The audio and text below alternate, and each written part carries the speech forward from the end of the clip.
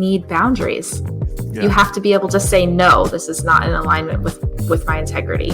No, this does not meet my standards. And that doesn't mean that you're mean.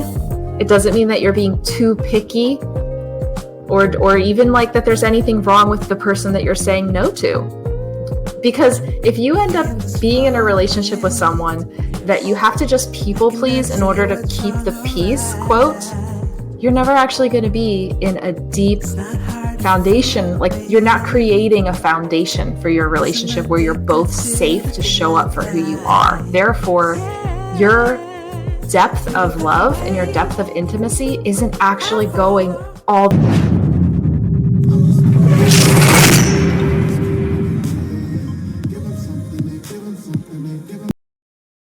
Welcome to another episode of the Love Can't Wait show.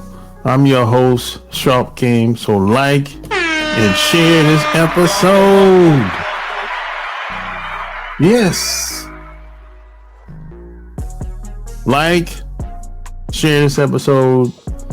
And I'd appreciate it if you left me a 5-star review in iTunes or wherever you're listening to the show. So today, I have another special guest, and we're going to have a nice conversation. She's very unique. She's an author, speaker, mindfulness teacher who helps modern daters in their quest for love. In other words, she teaches people how to love themselves more. And she teaches people how to connect with people that they date. She's on a mission. Her mission is to inspire others to see their worthiness and live peacefully in their present. My special guest today is Lauren Smith. Welcome to the show.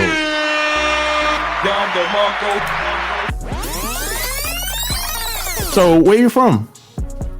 Hey, I'm from South Jersey, like right outside of Philly in Collingswood. Gotcha. So did you ever want to be a dating coach? Did you ever want to give people a dating advice? How did that come about? Because we don't go to college for this. This is not like the ideal career for us. So how'd you get started? Actually, I am not a dating coach. I thought about it real hard and I realized, nope, not for me. Like, I am such an introvert and I get really overwhelmed when I work one-on-one with people because there's just so much work and it just wasn't in alignment with my heart. But I love to do as an introvert, and I went to school for art. So I like to bring that creativity in to make products that will help people so they can go on their merry way and just help themselves. So I make books, journals, planners, things that they can just build new habits in their daily life.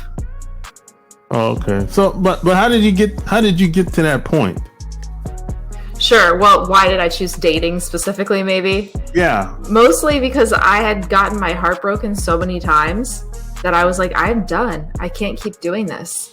It got to the point where I had this one really bad breakup and I was so defeated from it. I was like, that's it. I'm never dating again. I don't understand what I'm doing wrong.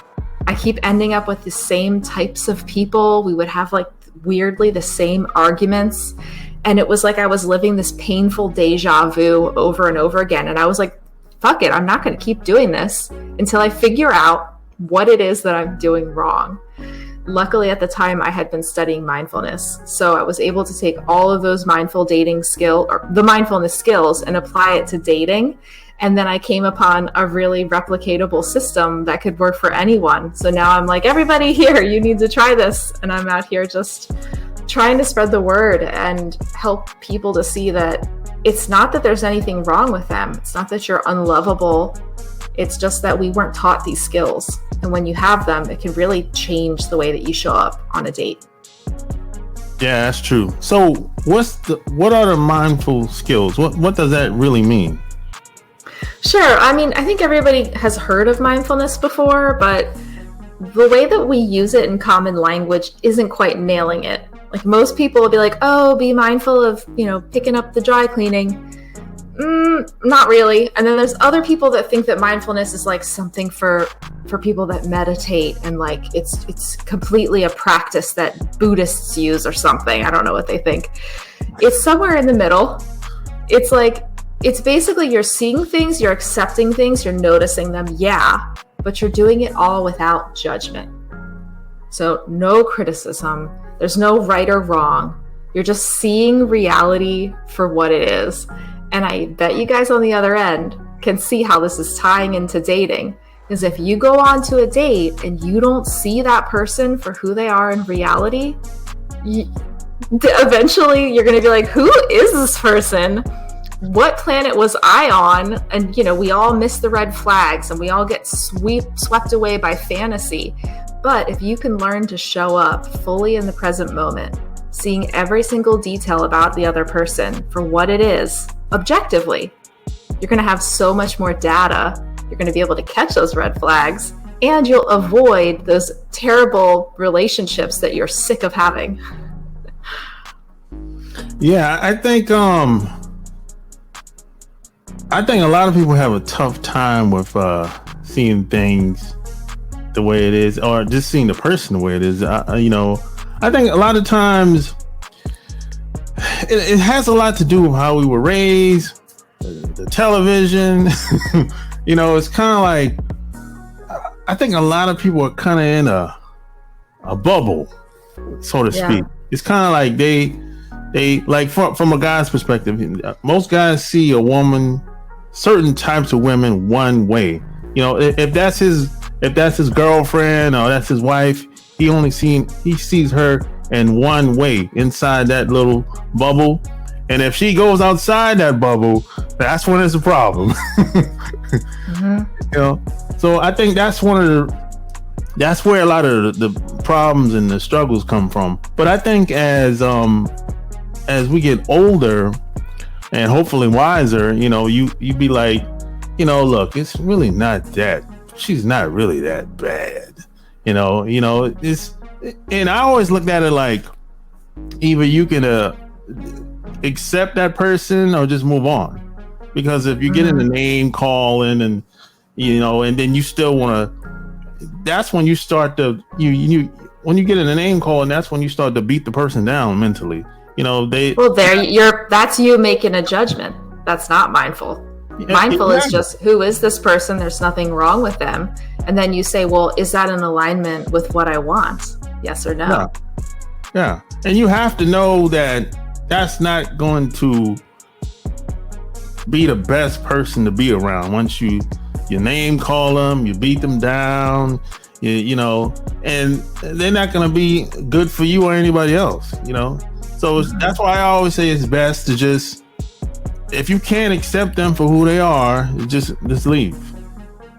Yeah, it's exactly. There's so much time-saving opportunity here when you can learn to just accept someone for who they are. And that's tough. I mean, the reason that we see people in our little bubbles is because it makes us feel safer to believe certain things about people, to believe certain things about the world. So the whole thing about mindfulness too is really looking at the bubble. Why have you chosen to see the world through this lens? What beliefs were put into your brain when you were a kid that you thought women needed to act a certain way, or that you need to act a certain way as a man? And are they true? Are they something that's bringing you joy? Are they something that's really leading to a fulfilling relationship? Because if they're not, choose new beliefs. Well, that's another problem, because if you tell people, hey, you should question your beliefs, then that goes back to their parents, or at least the person that raised them.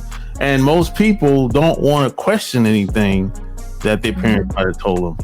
But I always say, look, it's not really about questioning them. It's like, what works for you might not work for them, or vice versa.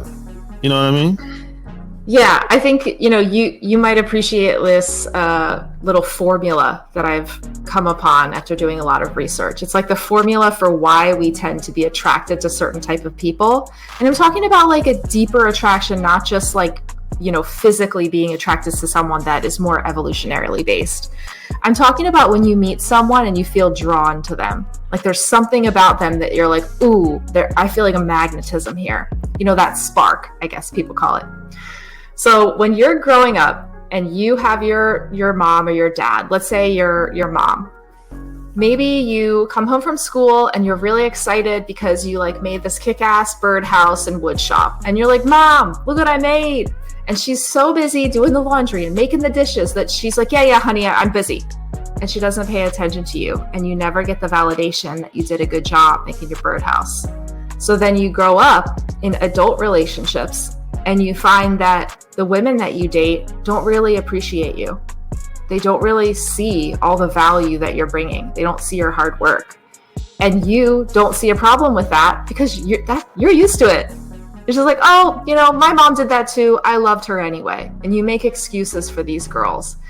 And you keep wondering why over and over again, you end up with women that you just feel like, oh my God, no matter what I do, they're just not seeing it. They're not seeing what I'm putting down. I'm not picking it up, It's because you're still waiting for someone else to fill that need. And you can fill it yourself. And that's, again, where mindfulness comes in, because you have to be able to say, well, what is that need?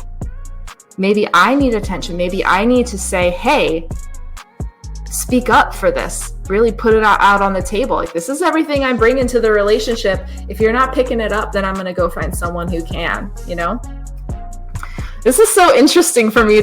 I've told this story a couple of times, but mostly for women. And I tried to twist it around to try to help see it from the men's perspective. And God, I just love you all so much. Men have you have so much power and true value. You're so unique, what you can bring to a relationship. And my heart breaks for you that we all are suffering out here. Love is hard for us no matter what our gender is. And we each have our unique struggles. Yeah. Anyways, sorry, that's only the first half of the formula. There's a second half, but were you going to say something? No, go ahead. Okay, so the first half of the formula is familiar love. The second component that adds up to then show us why we're attracted to some people is that there's an unfulfilled need. And I think I already kind of touched on this part of it, is that we grow up as kids. There's certain things we can't meet, needs that we cannot physically meet as children. So we start to think that need is only ever going to be met by someone outside of us. But as we grow older and we become an adult, that's an old belief. That's one of those things that you can just stop thinking is true, because we don't need someone else outside of us to say, hey, I am valuable. I'm the shit. I really do a lot in a relationship. And I'm allowed to give that validation to myself. I can look at my own wooden birdhouse and be like, damn, I've got talent. I don't need to wait for some girlfriend to be like, I see what you did. That's beautiful. Good job. You have self-worth now. No, you can give that to yourself. And the magic is that once you can hack this formula by recognizing love when it's familiar, even like seeing it and spotting it, but then saying, wait, just because it's familiar, is it actually what I want? And then also being able to give yourself your own needs, you'll find that when you do go out on a date, the people that you're attracted to are going to be totally different. And when you go out on a date with that girl that doesn't say thank you when you pick up the check, you'll be like, screw that chick. Nope, not for me. And you're going to go and you're going to swipe left on her and go date with someone else that's really going to see you and appreciate all the things that you're doing to provide her a solid relationship. Yeah, it's funny how things work sometimes. I was talking to somebody, and he was telling me about he's went out with quite a bit women, and he said he doesn't feel appreciated, right? So I think he's kind of like bitter. And I said, hey, don't be bitter. Just don't change who you are as far as you being generous and spending time and whoever you want to spend time with. Just change the type of women that you spend the time with. That's all. Don't, because a lot of people be like, oh, I'm not ever doing that again. I got burned. Mm-hmm. I said, no, you're just dealing with the wrong people. That's all. Yeah, but that's so hard, because if we are technically attracted to these types of people, the people that remind us of our parents, even if that love was wrong or not healthy for us, it's so hard to just shut that off. You're naturally going to be attracted to the people that are going to hurt you. So part of this hacking the formula is really meeting your own needs. And in doing so, you raise your self-worth. And that is like where the struggle is that you think, oh, I'm only worthy of these people that are going to treat me like shit. But when you can heal that within yourself, then you can be like, who is this crazy bitch? I don't want to be with her. I deserve someone better. And that's when you start being attracted to someone else. So your friend, it sounds like, might just need to, do a little self-love work, do a little reflection about what he truly deserves, and who in his life or when in his life did someone make him feel like he didn't deserve to get what he wants? Because we all deserve to be loved, and we're all born lovable. Yeah. And the thing is, a lot of people think that it's kind of like going to class, and once you do the work within yourself, they think it's kind of like it ends. No, it keeps going. You still have to keep going. It doesn't go anywhere. This thing that happened to us as kids, we still remember. It doesn't go anywhere, so you still have to be consciously aware of who you are. It's just like me, for example. When I was younger, I sound like, oh man, I'm not as young as I used to be. But when I was in my 20s, I wasn't hanging around the best women, best people. And I didn't grow up with these types of people, but they just wasn't the type of people that I grew up with. And when I got to my 30s, I cut everybody off. I said, man, I gotta stop hanging around these people, because that's really, I kind of got caught up. And I was like, I just can't hang around y'all no more. I didn't grow up like that, and I think I read somewhere that you become like the 5 people that you spend the most time with. You can get sucked into that, and you like, it's kind of like some people that we might know that grew up in the suburbs, and they they might do a 180 once they get older, and they'll be like, hey, why he didn't grow up like that? It's kind of like that. And I kind of went through a similar situation, and as when I hit my 30s, I still know certain people, because it ain't, but where I live at, it's a big city, but it's not like big like New York City or like Atlanta. It's not big like that.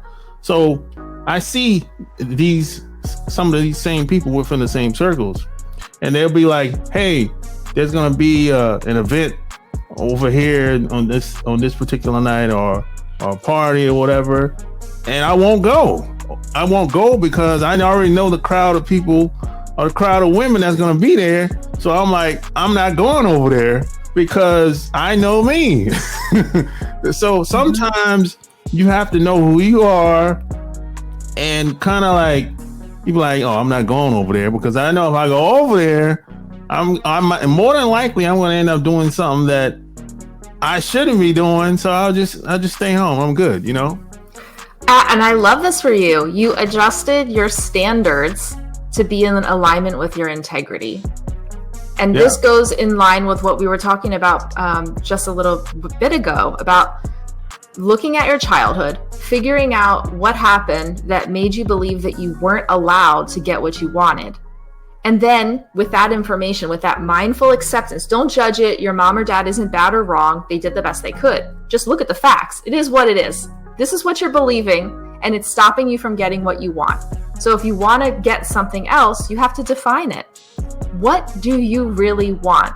And that becomes your new standard. If you are sick of having people push you around and undervalue you, they are no longer allowed.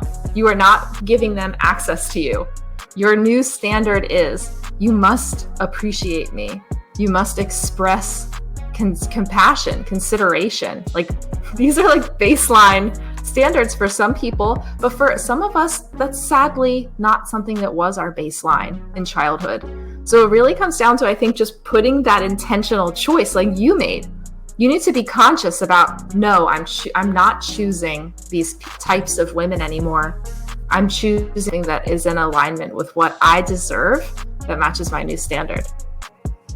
Yeah, and it's not easy all the time. You know, you might be by yourself sometimes. But that's fine, because I'd rather be by myself than with another toxic partner. I already know how that ends. Yeah, exactly. You know, and you're freeing yourself up too, because if you are constantly in and out of relationships that don't go anywhere, instead of being alone, you're never gonna, potentially, you might miss the chance to find somebody that could be a healthy match for you because you're so busy in the drama of this other person, you know? So even though you might be lonely, you're really just creating space, you're creating opportunity to find the right person that actually meets your standards. Exactly. You know, so how did your the writing come about? What made you decide to write a book? Sure. So I'll give you the Cliff Notes version of the story. Essentially, I broke up with a guy. He dumped me at Disney World. Oh shit! And I was like, ow. Yeah, that one hurt. That one cut real deep. To the point where, and this was right before COVID, so I was sitting in all of those breakup emotions, being like, God damn it, what am I doing? You know, and really looking deeply at myself with my mindfulness skills and sitting with my feelings, you know, all the uncomfortable things. I finally was able to live through a breakup as deeply as possible, thanks to that quarantine period. And what I discovered on the other side of it is that there was a desire in me that I never listened to before that wanted to date women. So I was like, you know what? I'm going to do it. You know, if I'm not getting success from what I've been doing, I got to try something different. Otherwise, I'm not going to get a change. So I went out on a date with a woman, super cute. I was definitely attracted to her. We had your stereotypical honeymoon phase. Everything was great, you know, blissful. I thought she was perfect. And I also missed all the red flags to the point where it came crumbling down out of nowhere. And I was yet again left alone being like, what the hell? I keep doing it. I keep picking these people that are opening up the same wound. So I got to this place where, I mentioned this earlier, I just didn't even want to date anymore. I was just so traumatized because I didn't know what I was doing wrong. Like, on the one hand, I was like, I love this girl. She's amazing. I feel so great. This is different than anybody else. And then it ended the same exact way. So I just kept getting blindsided. I was self-sabotaging in a way that I couldn't prevent. So what I ended up doing, being a huge organizational freak, I made a spreadsheet. So I would go out on a date and I would come home with my little printed out spreadsheet and I would check everything that I did. Be like, Lauren, you know, what red flags? Look for them. They're there. You got to find them. Lauren, what did you say that made you feel insecure? We'll dig into that insecurity. What are you afraid of? What things about this person remind me of either my parents or they remind me of a past ex? And like a bunch of other things. So it was really just one big experiment to really get clear on what choices I was making that weren't in alignment with my standards, that kept leading me down these wrong paths. And also, what's really important to me when I go out on a date? Is it really that I want someone that's sexy and has a spark? Or is it that I want someone that makes me feel safe, that makes me feel heard and valued? And it really was like taking the lid off of my brain, shaking it up like a cocktail mixer, and pouring it all back in a new, fresh way, all without judgment, so that I could be like, oh shit, I've been doing this whole dating thing wrong. And it's really not that hard. You just have to show up with eyes wide open. Yeah. So wait, we got to back up a little bit now. You said a whole lot there. Sorry. No. Now, how'd you go from?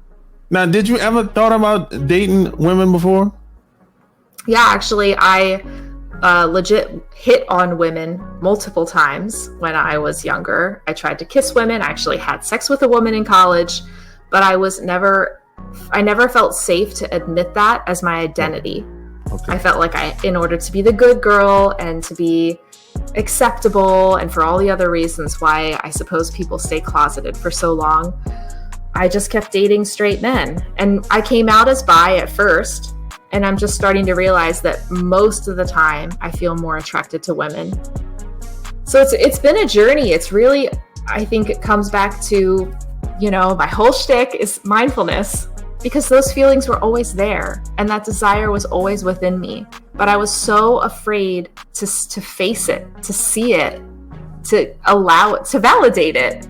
But when I learned that acceptance isn't about, you can accept something and not be bad or wrong. That was life-changing, because that gave me permission to be myself.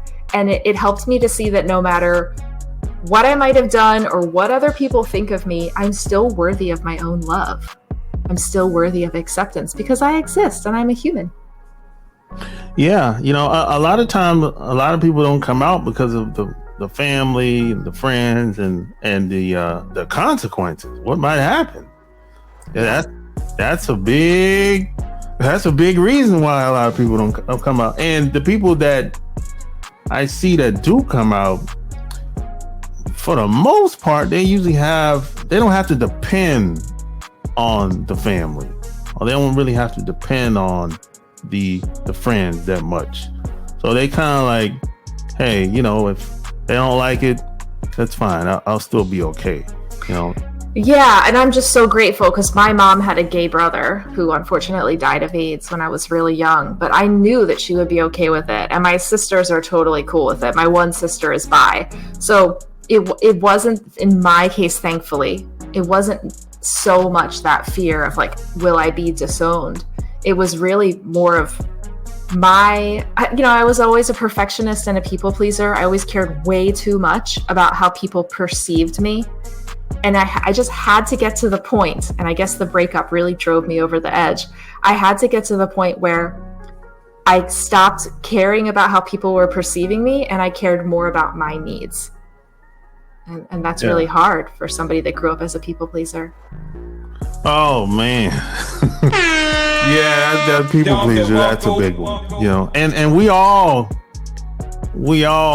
are guilty for that. Yeah, but at some point, if you want to, I guess, kind of live your own life, you're going to have to break out of that. Mm-hmm. At some point, unless you're going to, you're going to be kind of handcuffed to a certain extent, so to speak, because it's like, you're going to go back and forth. You're going to, 1 minute you're going to be, oh, I'm doing this for me. And the next minute, okay, I gotta do, my parents said this. And you're going to go back and forth, and some people go through that phase their whole life like that, but if you want to live, if you want to be great, and if you want to live life by your own rules, you're going to have to get over that. I agree. And this is in alignment with what we were talking about with our standards. If you want to maintain standards that are in your integrity, you absolutely need boundaries. Yeah. You have to be able to say, no, this is not in alignment with my integrity. No, this does not meet my standards. And that doesn't mean that you're mean. It doesn't mean that you're being too picky or even like that there's anything wrong with the person that you're saying no to. Because if you end up being in a relationship with someone that you have to just people please in order to keep the peace, quote, you're never actually going to be in a deep foundation. Like, you're not creating a foundation for your relationship where you're both safe to show up for who you are. Therefore, your depth of love and your depth of intimacy isn't actually going all the way to your heart, because you're not safe to be fully yourself. You're like walking on eggshells to keep each other happy in this weird, like, fake peace. True inner peace is created when you maintain your own standards, so that you make sure that you get what it is you deserve, what you need. That's what relationships are about. Two people able to communicate what they need. Yeah, and I always say it's almost impossible to maintain a relationship if someone doesn't know who they are. It's usually when two people come together, one person kind of know who they are, the other person is kind of like they're trying to figure it out or whatever. Now those two people can grow together and figure it out, but the odds are against it. It's probably not gonna last. Yeah, I mean, we're definitely always going to be figuring ourselves out, no matter how mindful we are. Yeah. But I think the key thing that you're bringing up is that, like, you have to have that conscious intention or that willingness to be like, I need to know how to check in with myself. If we don't spend the time to be mindful and to get to the heart of our childhood, get to the heart of our needs, to be able to talk about them, then it's kind of a lost cause. That means that you're always going to be in this tiny little victim space where you're expecting everybody else to come and figure that shit out for you. And that's going to exhaust your partner, whoever you're with. Yeah, you're going to burn them out. It's kind of like, I was telling somebody a couple of days ago that I said, hey, why do you think some people you meet and you be like, they're all right, and then some people you meet and you don't like them, and then you got a very small percentage of people you meet, you be like, damn, I felt like I've known him or her forever, because I said you guys are alike.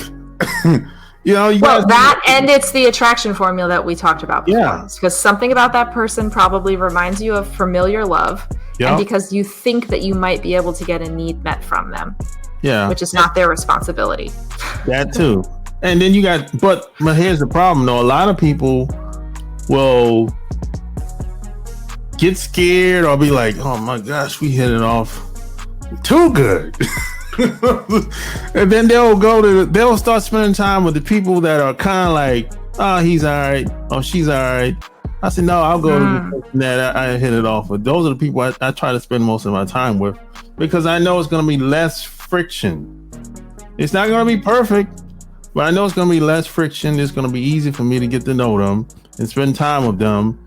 And it's kind of like more than likely we're gonna be on the same page. It's always gonna be some differences there, but it's not gonna be like the rest of those people. Where it's like you pulling teeth. They don't know what they want to do. Hey, do you have time? I don't know. Maybe so. It's like, and when you do come around, when y'all do spend time together, it's kind of like, you kind of like trying to figure out, trying to get to know them. They kind of like standoffish. Oh, come on, man. Yeah. I think that people overrate chemistry on dates. Oh, yeah. I think that for me personally, in my old age of 37 years old, I prioritize peace. When I go out on a first date, I want to feel peaceful. I want to feel safe. I want to feel calm and relaxed as much as you can on a date, because dating is still like scientifically stressful. But I want to go home at the end of the date being like, wow, I really felt comfortable around this person. If I'm with someone though, and like the chemistry is off the charts, I don't necessarily say, no, I have to walk away from this person because there was too much of a spark. That's not something that I say, but it does, like, it's like a warning flag for me. Because when we start to get all wrapped up in those feel good emotions, like those honeymoon phase emotions, you really lose touch with reality very much easier, because there's like a chemical cocktail that's going off in your brain. Yeah. It's working against you. Yeah. So when I start to feel really sexually attracted to someone, I'm like, okay, I need to spend extra intentional effort to make sure that I balance this craziness with logic and really check in to be like, who is this person? Do they match my standards? Do I really want to keep talking to them, or do I just want to have sex with them? Like, you need to get really clear on what's happening. Otherwise, you might end up dating this person for like 6 months, even though you have opposite values. You both don't want the same things in life, but you've been having great sex, and you're like, why? I've been, like, in a way, kind of wasting your time if what you really wanted was someone to build a long-term relationship with. Yeah, there's definitely a balance there for sure. You know, I've been on both sides of that, where it's like you kind of like my mom used to say you're kind of spellbound in the beginning, and you just forget about, you just get caught up in the moment. Y'all having a good time, y'all doing whatever, and before you know it, 3-6 months done went by, and you really don't know anything about this person. Well, that's because those chemicals in your brain, basically, like, when you're with the person, you get serotonin, dopamine, noradrenaline, like you're on a high. So then when you leave them, those chemicals drop, and you're literally addicted to seeing them again because you want to get your next fix, essentially. So that's not helpful when you're trying to make logical and practical decisions about your love life, if you're like literally addicted to seeing them. So that's why I made this spreadsheet. One of the things that it does is just the practice of writing alone brings your logical brain back online, and it helps you to get out of those emotional feelings that are potentially leading you down the wrong path.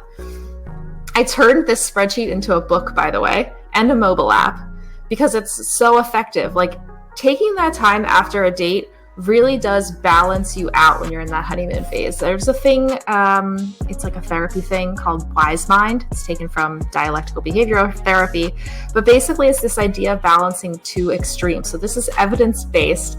When we're so high on that emotion side, what we want to do in order to come back to that mindful center is to balance it with logic. And we've been talking about this all night, really. It's like, how can you remain grounded when you're dating?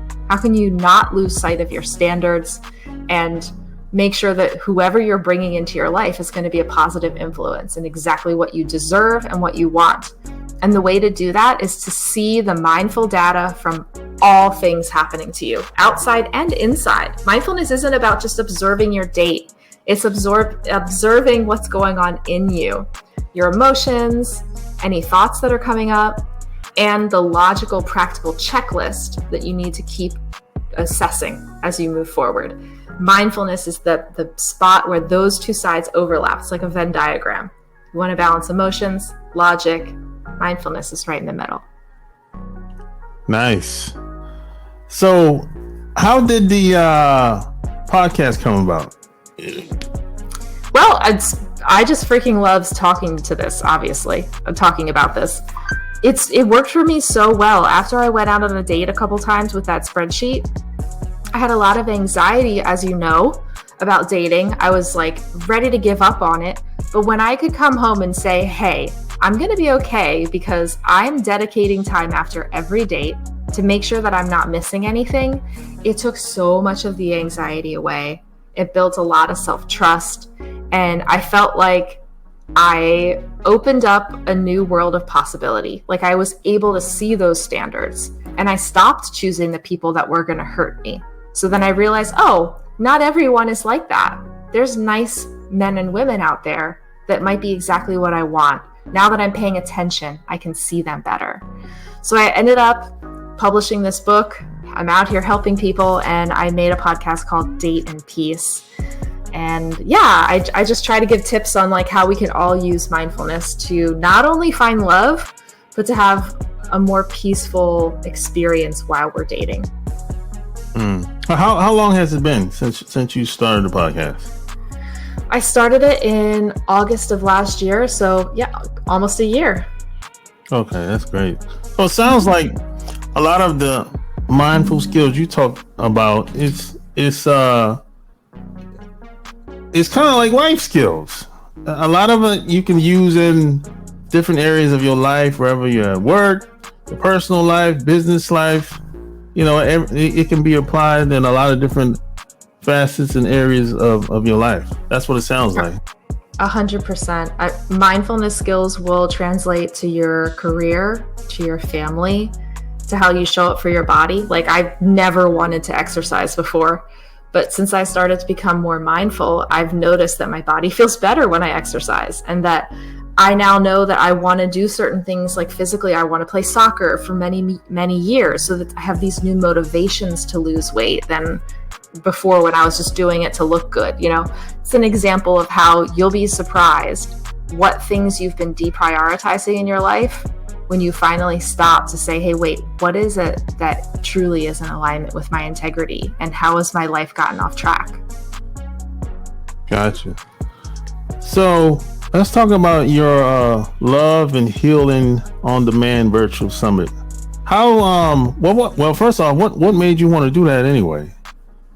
Sure. Well, believe it or not, my day job, I'm a stage designer. So I'm around events, virtual events all the time for work. I just naturally know how to plan. You all already know how much I love spreadsheets.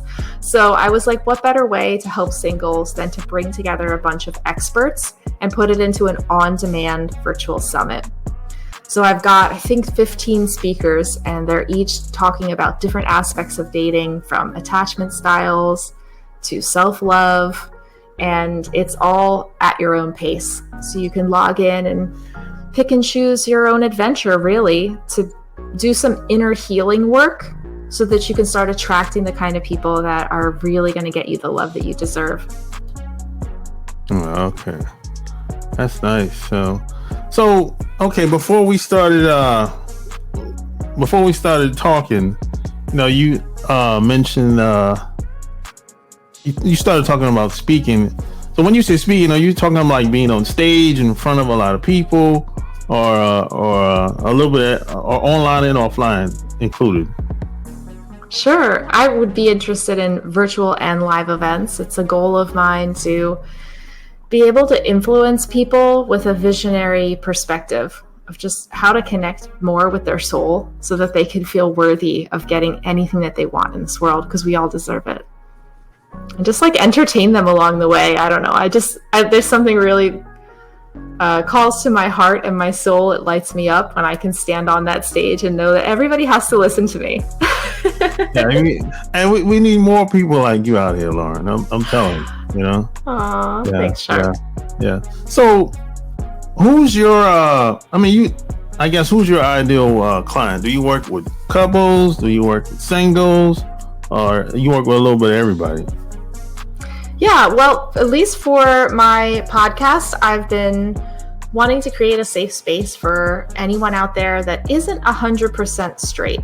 Because I was straight for 33 years of my life, and I realized that I just really needed to feel comfortable to be myself. And I'm not sure if we just lost connection here on this podcast. But so with this space, I just share different experts from the LGBTQ plus community to help anybody that wants to explore their sexuality. Anybody that's not 100% straight could feel safe to dig into their curiosities a little. So I actually feature only guests from the LGBTQ plus community, just because I want to highlight all the knowledge that they have. But I just wanted to allow people that are questioning their, like, whether or not they want to date men or women. I wanted to validate them that that's okay. You don't have to know, and you can also go and experiment and have fun. Yeah. Hey, one thing, I've met quite, I guess, a handful of women that were, quote bisexual, or I would say. I think they would say the same thing too, but there's something about women that like other women. I think they have a different personality. And maybe you can speak on this. I don't know why that is, at least for me, my experience, seems like some of the coolest women I've ever met happen to like other women. Now, they might not be in a relationship with a woman. They might have a husband or a boyfriend or something like that.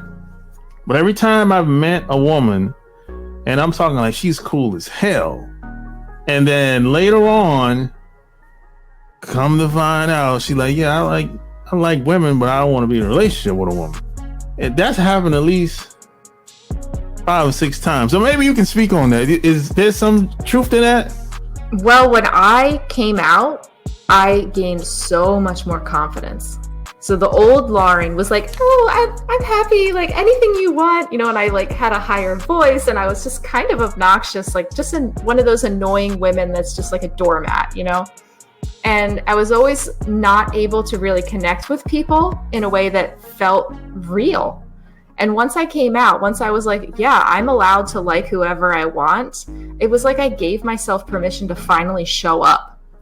So now when I have conversations with people, I'm just being me. And if they do something to me that I don't like, I'm like, no, I'm not going to people please that. And I think that is something that makes women feel cool. When we know who we are, when we're not going to take your shit, and we go after what we want. It's like this confidence. It's, we do what we want. I don't know how else to say it. Yeah, well, yeah, confidence has a lot to do with it, but it's a subtle kind of, they're comfortable in their own skin. They're, everything just flows. It's hard for me to explain it. I think every guy, well, I don't know if every guy gonna have that experience. I'm not sure. I hope, but I don't, I don't think so. But it's happened. It doesn't happen a lot to me. It's probably happened 4 or 5 times. I'm talking every time I met a woman where it's like, we like, not only are we cool, it's like a home run. It's I love that. Yeah, it's like we're on the same page. I can call her, she can call me. We don't have to talk to each other all the time. I can call her. 6 months can go by, pick up the phone. Hey, what's going on? You all right? You okay? Whatever. You okay? Your family okay? How's your mom, your dad, or whatever? It's that type of. I think this goes above chemistry. Yeah, and I'm about to say something that's like purely conjecture, but maybe we can dig into it. I wonder if it's because once I have another alternative, like, I can be with women, maybe that changes how I see men. Because at least when I was growing up, I felt like, the man has to like me. The man has to think that I'm sexy. But now that I'm like, I can get my needs met sexually from anybody. When I see a man now, I'm like, wow, look at this amazing human being. And I can see you for who you are. And I'm like, not that I'm friend zoning you, but like, it's easier for me to just see you as a friend and not worry about how we might get married or how we may or may not work together. And that just puts this awkward pretext. But when you're just like, I'm a human, you're a human, we're both cool as hell, it's easier to tap into that and just like vibe. Yeah, I never looked at it like that. So maybe so. Maybe that has. Could be. I'm just speaking from my experience. I don't know if this is how it's with everybody. Yeah, I think it's kind of like when 2 people come together, they just met, and we don't have to be around each other. We just want to. It's kind of like that. That's a completely different posture or vibe or whatever you want to call it. I think that has a lot, definitely has a lot to do with it. Because it creates that safety where you can both just show up yourselves and you don't feel like you're being judged. Yeah. Mindfulness is really like a magic tool. When you can learn to just let everything exist for what it is, without judging it, without trying to change it, you'll see that it was already beautiful. There was never anything to judge about it, but our judgments block the beauty. Yeah. So when people come to you, I can imagine people have all kinds of situations going on, what they like. But how do you really get them started on this mindfulness path? Sure. Well, remember, I'm not a dating coach. So I would encourage them to start a mindfulness practice. And, this doesn't have to be a seated meditation practice. Mindfulness basically means experiencing the present moment as fully as possible without judgment. So you can be mindful while you're cooking dinner. Really look at the colors. Notice if there's any sounds coming from outside of your window. Just be fully there in the present moment with your senses. If you start worrying about your date on Friday, be like, oh, I don't want to be in the future. I'm going to come back to this zucchini or whatever it is you were cutting.